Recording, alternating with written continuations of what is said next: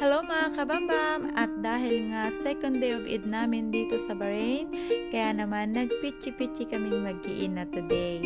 At ayan ang inyong bambam, ready na siyang igala ang kanyang mga anak dahil nga matagal-tagal din kaming hindi nakalabas dahil sa sitwasyon dito ngayon. Alam nyo naman na mga kabambam kung ano siguro ang ibig kong sabihin.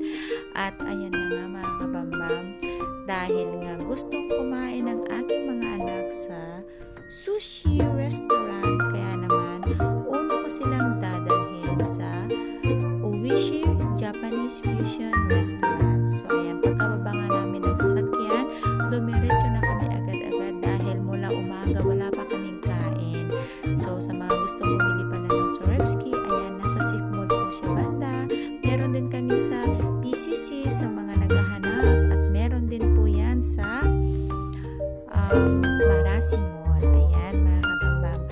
And ito na nga po mga kabambam, bakit na kami dahil hindi na makapagintay ang tatlo kumain na kanilang sushi. At dahil itong si Kuya, excited na rin yan na maglaro dahil kanina ko na sinasabi sa akin na okay, let's eat first. Sabi ko nga, dahil siya gusto na rin talaga niyang kumain. Ayan, ang first stop namin ay dito sa Japanese cuisine. Tingnan lang natin ito kasi may pabulusin sa bungad.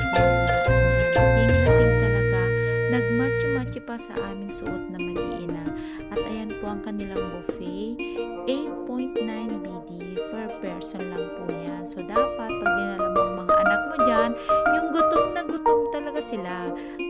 Para naman sulit ang iyong binayad. At ayan ang inyong bambam, nagpakit-kit pa siya doon sa may talaga naman. Ang ganda ng cherry blossom, kahit plastic lang siya. Feeling ko nasa Japan talaga ako. Isa talaga sa mga dream ko mga kabambam, ang makarating ng Japan at para makita ang cherry blossom. Although meron naman na yan sa Pilipinas mga kabambam, kahit dito rin meron na rin yata dito sa amin, pero wala pa akong makikita. At ayan na nga, ready na ang aming sushi platters. Ayan, at pagkatapos naman yan, minukbang namin mag-iina, and just ano lang siguro, mga 20 minutes lang siguro, ubos na namin agad na mag-iina. O diba? Ang galing. Gutom na gutom. Hindi kami gutom, mga kabambam. Gutom na gutom. Ayan. Tumayo pa nga si Fatima dahil busog na daw siya. Sabi niya, "Mommy, I'm so full." Oh, talaga ba? Kunti lang yung kinain niya, pero full na daw siya. At pagkatapos niyan, mga kabambam,